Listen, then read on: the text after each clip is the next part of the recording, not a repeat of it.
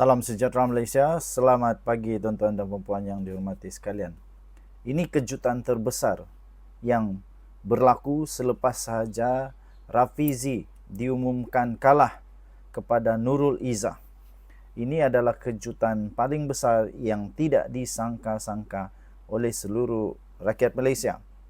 Ini komen daripada viewer yang memang mengejutkan semua. Kalau benar-benar jadi, inilah keputusan paling dahsyat dan mengejutkan.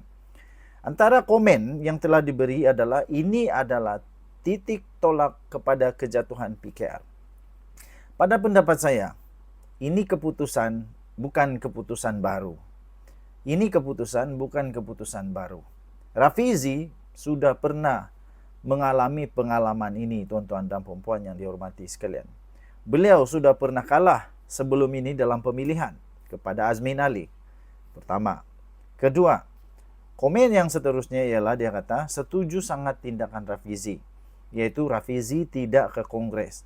Apa guna hadir Kongres PKR, dia kata. Orang tak perlu lagi dia lagi tak pernah kenang jasa Rafizi untuk majukan parti PKR. Parti PKR bukan macam parti yang lain, tuan-tuan dan puan-puan. Parti PKR bukan macam parti yang lain. Ya. Parti PKR satu parti yang sudah cukup dewasa, sudah cukup matang orangnya, semuanya bagi saya semuanya memiliki kewarasan yang maksimum. Lepas itu satu lagi komen, PRU16 akan menguburkan PKR atas tindakan ahlinya sendiri. Pada pendapat saya tidak, belum lagi, ya. Okey. Pertama sekali, keputusan titik tolak kepada kejatuhan PKR ini bagi saya tidak. Tetapi ini akan menjadikan PKR semakin kuat, ya. Ini akan menjadikan PKR semakin kuat. Walaupun ramai orang melihat bahawa ini adalah satu perpecahan, tapi jangan hanya melihat kepada satu gambaran kecil, yaitu gambaran persaingan di antara Rafizi dan juga Nurul Izzah. Tapi kita harus melihat kepada gambaran yang lebih besar, kepada nasional punya PKR. Kita melihat kepada kemenangan ataupun terbentuknya satu PKR secara nasional yang semakin kuat.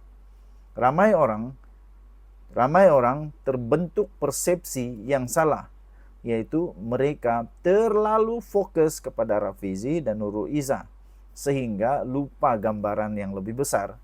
Jadi tuan-tuan dan puan-puan, bagi saya pemimpin timbalan presiden ini bukan menggambarkan keseluruhan parti. Bukan menggambarkan keseluruhan parti. Ya, ini hanya menggambarkan di dalam gambaran yang kecil sahaja. Untuk melihat sama ada ini titik tolak kepada penjatuhan PKR itu tidak adil, ya. Itu tidak adil, tuan-tuan dan puan-puan. Kita harus berfikir lebih besar.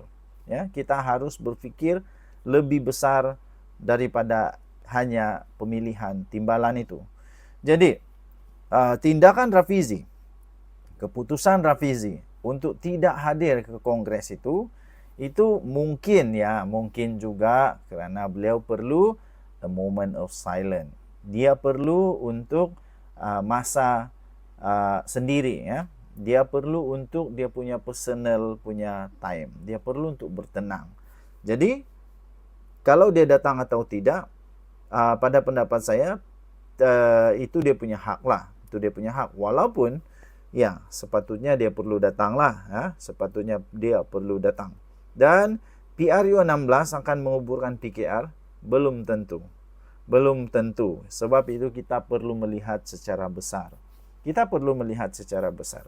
PKR bukan hanya di kepimpinan sahaja, tapi PKR perlu dilihat sampai ke akar umbi. Ya, sampai ke akar umbi.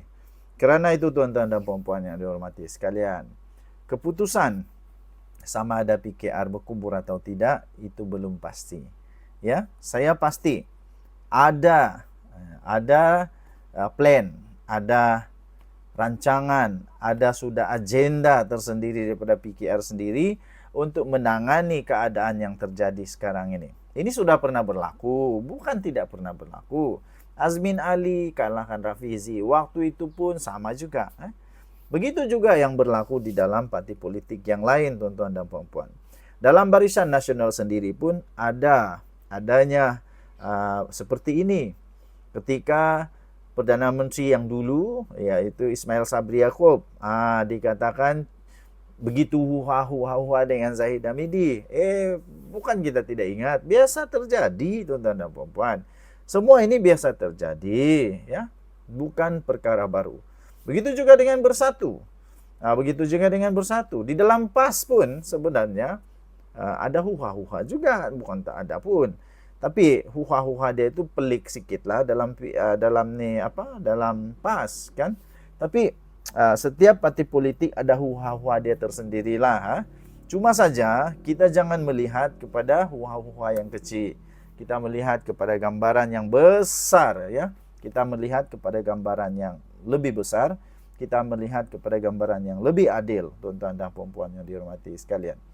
Okey, apapun keputusan selepas ini bergantung sepenuhnya kepada kepimpinan parti yang baru, bagaimana untuk mencorakkan semula PKR, bagaimana untuk mencorakkan semula perjalanan PKR sebagai parti yang menjadi ketua di dalam kerajaan sekarang inilah, kerajaan Madani. Okey. Dan kita harap semoga ini huha-huha dalam PKR akan selesai, huha-huha dalam PKR akan cepat selesai dan tidak berpanjangan, Kemudian andainya Rafizi letak jawatan pun, pada pendapat saya itu pun hak dia juga. Tapi pada hemat saya, beliau tidak perlu untuk letak jawatan. Okey, dia tidak perlu untuk letak jawatan. Kerana itu jawatan dia sebagai menteri tidak ada kena mengena pun dengan jawatan dia di dalam PKR. Yang pasti, yang penting dia masih lagi ahli parlimen, dia masih lagi berkuasa dan sebagai menteri ekonomi, dan beliau masih diperlukan oleh negara Malaysia. Okey, saya percaya Rafizi akan comeback. Rafizi hanya perlu sedikit masa untuk comeback dan dia akan pulih semula daripada rasa apapun dia rasa sekarang lah. Kita ni manusia. Kita bukannya tidak pandai kecewa, ya, manusia. Jadi kita pandai kecewa. Kita pandai rasa down dan sebagainya. Jadi berilah sedikit masa kepada Rafizi, berilah sedikit masa kepada dia untuk bertenang, untuk muhasabah diri semula, apa yang dia perlu lakukan dan sebagainya. Okey? Kita doakan negara Malaysia aman, damai, makmur. Dan kita jumpa lagi. Salam sejahtera Malaysia. Bye-bye.